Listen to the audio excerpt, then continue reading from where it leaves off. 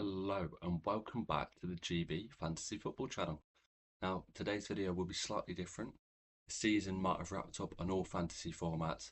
The last game has long since gone now, Chelsea beating Betis in the final.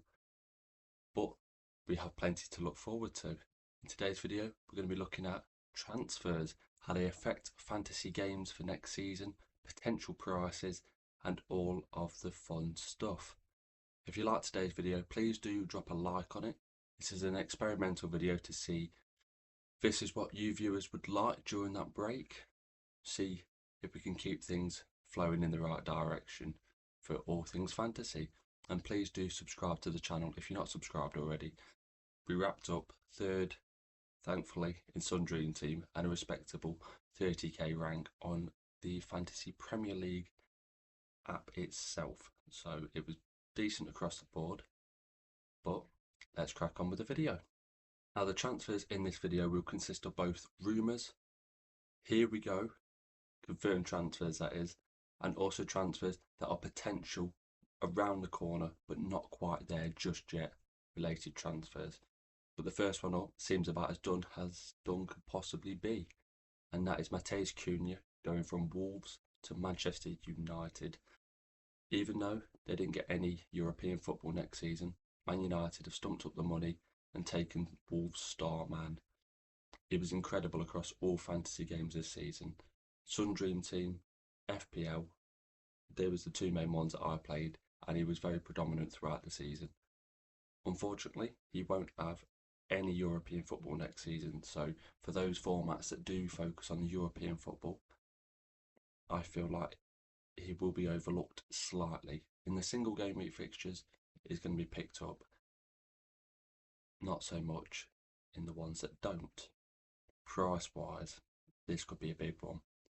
For me, in Sun Dream Team, I'd probably have him at about 4.5 to 5 million. It was very consistent. Maybe you could veer to 5.5 million, but with the Man United form of last season, no European football, I'd say 4.5 to 5 million. And for the FPL game itself, I'd say between 7 and 8 million. It's a fair price. It'll be in the attacking bracket for all of them. He will probably veer towards the top end of that though, because he's such a fantastic player in these games. Next up, we've got another confirmed transfer, not by the clubs themselves. You got Fabrizio Romano, you got David Ornstein all reporting on this one, and that is Arsenal signing Martin Zubimendi from Real Sociedad. The midfield trio will be complete next season if we have Moreno, Zubimendi and Martin Odegaard. The Sociedad trio of dreams. Who knows if they're from dreams, might be from nightmares, but I'm hoping he brings a lot of solidity to that midfield, a lot of progressive passes. It's something that Arsenal missed this season, even though Thomas Partey stayed fit for the majority of the season. Martin Zubimendi is a level above that, and that's exactly what this team needs. It was courted by Liverpool last year, he opted against the move, and it seems like Arsenal got a pretty decent transfer on their hands. Now, in the Arsenal system, he'll play at the base of the midfield three, very similar to where Declan Rice was brought in a couple of years ago to play. He's since gone on to progress to the 8 role. But Zubimendi, I think for the FPL game, between 5 and 5.5, he won't be getting forward. It'll be very much in his own half, and unless the scoring changes for FPL and they expand it from just goals and assists, he won't really be troubling the other half of the pitch much. For Sun Dream Team, it's a little bit more different. I think he probably should be between 3.5 and 4 million. Now that's probably veering on the more expensive side of things. I'd actually lean more towards 3.5 million on that front. I think Gravenberch was 3 million at the start last season for Liverpool, and I think Declan Rice was about the same. And that's the price bracket that he should go in. He might be decent for bonus points when he turns up. He'll certainly get the passes every game, maybe a few tackles, but I just can't see him being that incredible point scorer that we're all looking for.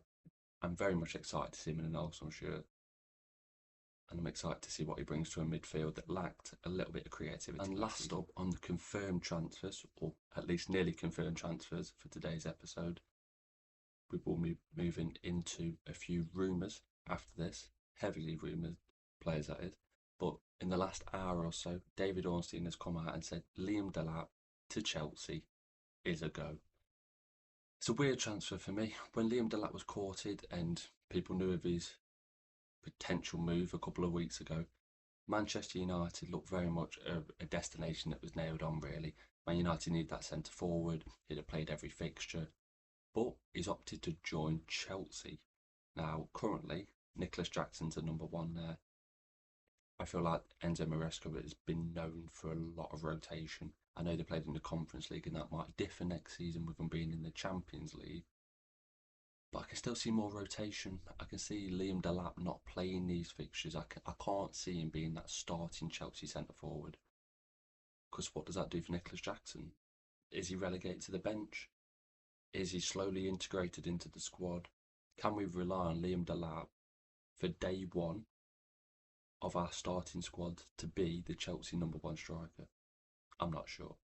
Price wise, for Sun Dream Team, I'd go 4.5 to 5 million. He has the potential to be extremely and exceptionally good for points, but he has to be on the pitch for it. At Ipswich, he did really well. But can he translate that to a Chelsea team? Can he become their number one striker? For FPL, I'd go for probably between 7 and 8 million.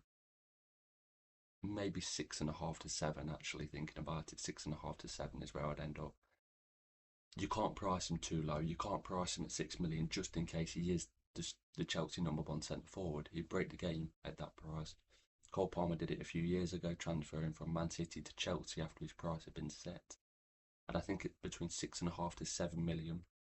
If he starts the season on fire, his price will fly really quickly. It'd be 7.5 million within the first few game weeks, even before the September international break. But I feel like between 6.5 to 7, you've got the gambling aspect of will he start, and also the potential for things not going too well, and that is a decent price point to make us. So the last three players on today's segment, very heavily influenced by both Bayer Leverkusen and Liverpool.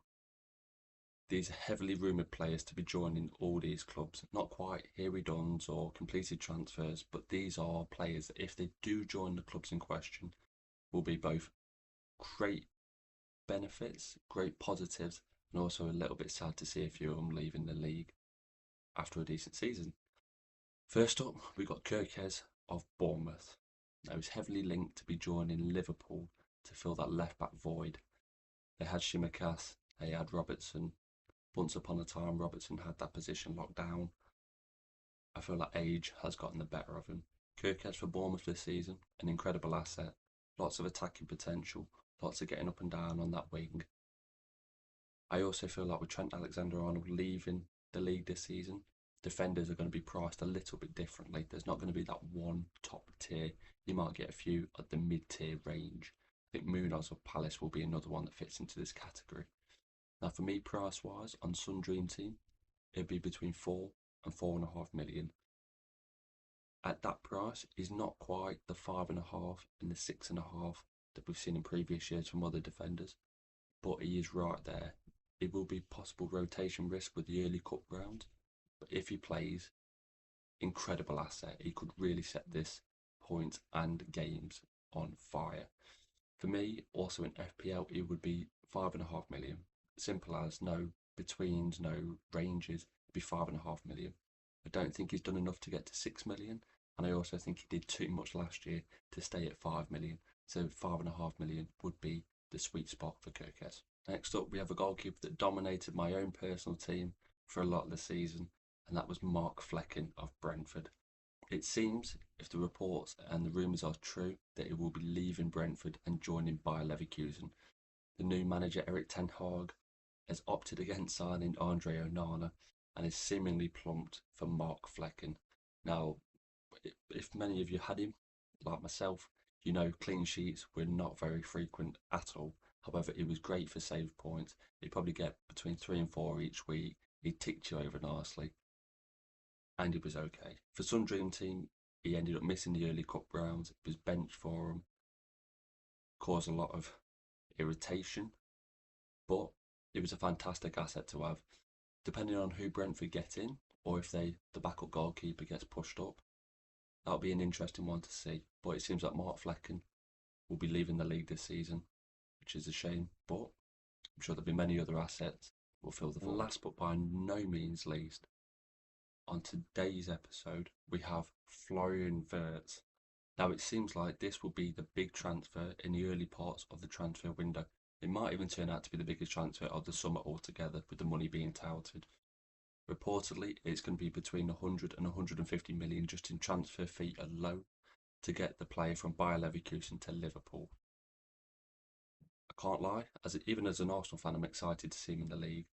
Hopefully, with De Bruyne leaving, he might fill that creative void that the league will be missing.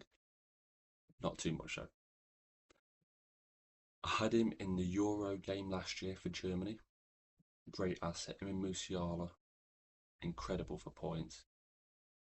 This is the trickiest one to price. If you watch the Liverpool midfield from last season, Szoboszlai was the one that played the furthest forward out of the three. In previous years, when Liverpool have been really good, that three-man midfield has been very much workmanlike. Henderson, Fabinho. It was just really, really good. Gini Wijnaldum was the third one in that trio. They never really had a number 10, and even since Coutinho left, it's hard to see a Liverpool midfield with that level of creativity. Can he replicate what he's done at Leverkusen in that Liverpool team? Price-wise, I'd put him between 8.5 and 9 million for FPL. I feel like that is a range that we've not really had in recent seasons. Heung-min Son filled it a couple of years back. We had Phil Foden this year, who was probably the biggest disappointment in that price bracket that I can remember. You've got Saka and Palmer that will fill the void above that. And he might also be in that Mbeumo price range, depending on where Mbeumo leaves this summer. If he does leave, that is. Also, for Sun Dream Team, I'd probably price him between 7 and 7.5 million. Now, that is towards the top end, but I just can't see how you get him cheaper than that. If you put him at the bottom end at 7, I feel like it will tank in price if he doesn't start the season too well. If he blanks a couple of substitute appearances in the first 2 or 3 weeks, you could quite see him close to that 6 million mark. Has he done enough to be at the top end where Haaland and Salah was last season? I don't think so. There's always that element of unpredictability when a player comes from a different league to the Premier League. And you have to factor that in to some extent, because you don't want people to just veer away from these shiny new toys. You want that level of newness to people's squads compared to the season before. I think between 7 and 7.5 million, there's still that gamble. There's still that air of, can I go there? Can he be that brand new? Saka in that price range as we've seen this season. Palmer was in a similar price range as well. And look how well both of them assets went on to do. So that is where I'd price Florian Wirtz. I feel like it's a transfer that will get done very, very soon. And I'm sure Liverpool fans will be chuffed to bits with it. And that concludes today's transfer news, rumours and confirmed transfers video. Now, as I said, please do tell me in the comments down below if this is more content that you'd like to see during the break in between fantasy games. If so, this is one of my favourite parts of the season in between. There's rumours that fly out every day. You'll notice if you look at your own transfer news for your clubs, you're always on the lookout to see, are you buying a striker? Specifically for my club, any attacker would do. I can't deal with another summer where we're buying 3 centre-halves, a goalkeeper. Even Martin Zubimendi is a holding midfielder, for as good as he is. I would really love an attacking asset to sink my teeth into for next season. So it does really get me excited. Thank you very much for watching. The socials are down in the description below. We've got TikTok, we've got Insta, we've got X. Fantastic stuff. Always active on there, so please do come and check me out on them. Like, comment and subscribe to the channel. If you're enjoying the content, there'll be plenty more coming through the break. And I'd love for you to do such a thing. Thank you very much for watching, and I'll be seeing you in a new video very soon.